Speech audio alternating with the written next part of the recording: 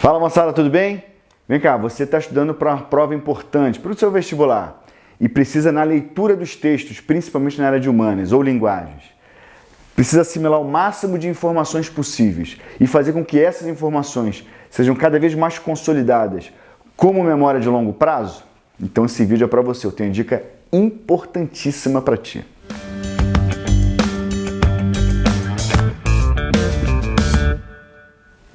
Pois bem, moçada, o método que eu proponho e proponho para todos os meus alunos é a leitura ativa. Muita gente já usa isso por aí, tá? E são realmente índices de aproveitamento bem significativos. A leitura ativa é aquela que você parte para cima do conhecimento, você busca adquirir o conhecimento. Meio vago ainda, eu sei. Vamos para o exemplo oposto, que seria uma leitura passiva. É aquela que a gente tem quando está lendo um romance, né? A gente lê o livro sentado no sofá, observando lá as características do livro, vendo um personagem ou outro, mas de maneira passiva a gente recebe as informações. A leitura ativa é aquela que você, o tempo todo, a cada parágrafo, você está buscando informações minuciosas, pontuais ou sintéticas sobre aquele tema. Geralmente, na gigantesca maioria das vezes, são leituras mais acadêmicas ou mais técnicas. A leitura do romance, do lazer, não é preciso fazer isso. Então, o que a gente está propondo aqui basicamente é, a cada leitura de texto de história, geografia, sociologia, filosofia, literatura, é que a gente busca a informação central daquela parte do texto. Dica valiosa que eu vou dar agora. Faça a seguinte pergunta ao se debruçar sobre um texto desse. Qual é o ponto central que o autor ou a autora está querendo trazer aqui neste parágrafo, ou nesse conjunto de parágrafos aqui, e depois no texto total, né, no texto geral. É essa pergunta que, ao fazer para si e ler o texto, você consegue pegar as minúcias. Como pegar as minúcias? Fazendo fichamento. Moçada, grifar, pegar a tua caneta marca-texto e marcar lá a parte que você julga importante, sublinhar, nada disso adianta. Acredite, é perda de tempo. Você pode até ler mais rápido desse jeito, mas isso não vai ser assimilado mais facilmente, mais fortemente, digamos assim, né, como memória de longo prazo. Não vai. A leitura com o fichamento, uma leitura ativa, portanto, ela é mais demorada, porque ao ler alguma coisa, uma parte, você vai ter que anotar lá o que você entendeu como ponto central. A gente pode chamar isso de síntese. Uma síntese em forma de resenha, porque você vai colocar as suas palavras no teu fichamento. Exemplo, você vai pegar lá o primeiro parágrafo do texto e fala, pô, o que o autor ou a autora quis falar nesse ponto aqui? Às vezes são informações ainda muito superficiais, então vamos para o segundo parágrafo, terceiro, pô, esses três aqui, um complementa o outro falando uma coisa específica. O autor está querendo dizer esse ponto aqui, pum. E aí você, do lado do parágrafo, no próprio texto, você vai escrever ali de maneira sintética, em 10 palavras, em 20 palavras, em 5 palavras que seja, o que você entendeu como ponto central que aquela parte do texto está falando. Sacou? Eu dei 2 exemplos aqui para vocês, que vocês podem ver na tela. Essa imagem aí é de um texto que tem espaço na lateral para você escrever. E aí você vai lá escrever. O texto ele é feito na forma ocidental, né? Da maneira horizontal da esquerda para a direita. Obviamente que não vai dar para você escrever alguma coisa aí também de maneira horizontal. Você deita o livro e escreve.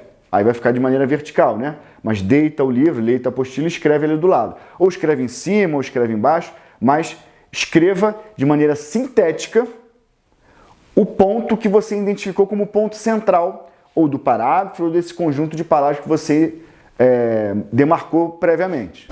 Beleza? Você pode ter um texto, ou uma apostila, ou um livro, que não tem espaço, como esse exemplo da foto aí. Percebam que não tem como você escrever muito aí do lado. E aí o que eu fiz? Para mostrar para vocês como eu faço, eu coloquei esse post-it, eu fichei o parágrafo que está marcado com um colchete, né, que começa em a teoria e finaliza em mais tarde. Eu fichei ele em 15 palavras, mais ou menos, um pouco mais, um pouco menos, e coloquei ele em cima. Se eu tivesse fichado o parágrafo de cima também, numa leitura regular, eu teria colocado um post-it em cada parágrafo fichado, né? Então seriam aí, no caso, 2 post-its, um em cima, os post-its estariam, portanto, em cima do seu respectivo parágrafo fichado. Pois bem, moçada, e aí, guardem essa informação desta imagem aí, eu vou trazer ela daqui a pouco para vocês, porque a gente vai fazer um fichamento juntos, para mostrar o que de fato é um fichamento, um exemplo, estudo de caso real de um fichamento, tá? Antes eu queria falar sobre os benefícios disso, o porquê de fazer isso, tá? Primeiro, você aumenta a sua qualidade em leitura e interpretação. Ao buscar ativamente, de maneira mais concentrada, você está treinando concentração.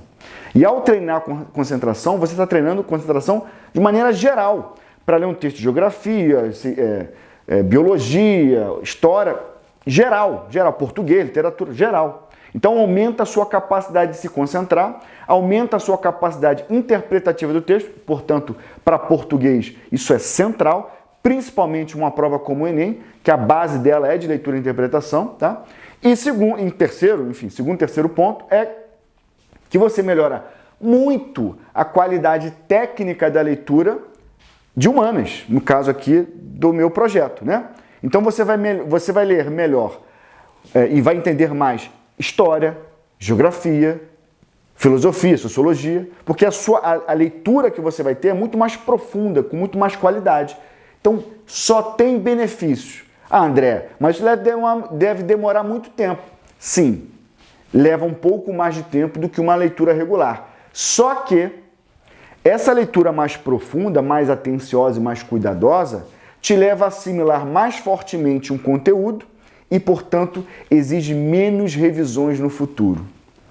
Nós vamos fazer um vídeo só sobre revisões.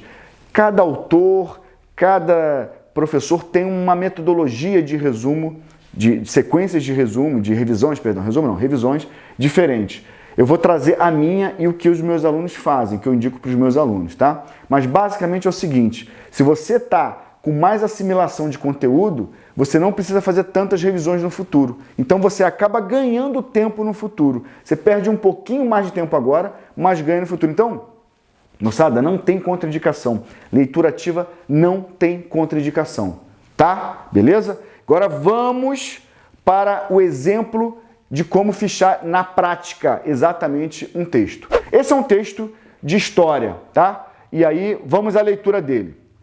A teoria e a prática da democracia na Europa do século XVIII, 1700 e bolinha, e primeira metade do 1800 e bolinha, conduzirá a uma diferenciação entre cidadãos ativos e passivos. Ativos são os que, por suas qualificações patrimoniais, educacionais e como chefe de família, são supostos de terem a responsabilidade pessoal para poder, de forma também responsável, se ocupar dos negócios do Estado. O sufrágio censitário, em vigor nesse período, restringe a participação política a uma minoria de cidadãos, membros das classes altas, mais tarde estendidos para incorporar as classes médias. Os demais cidadãos têm direitos civis, mas não ingerência política. O sufrágio universal masculino, na maioria dos países europeus, só veio a ser adotado em princípios do século XX. 1917 na Holanda, 18 na Inglaterra e na Suécia. O sufrágio universal feminino viria ainda mais tarde.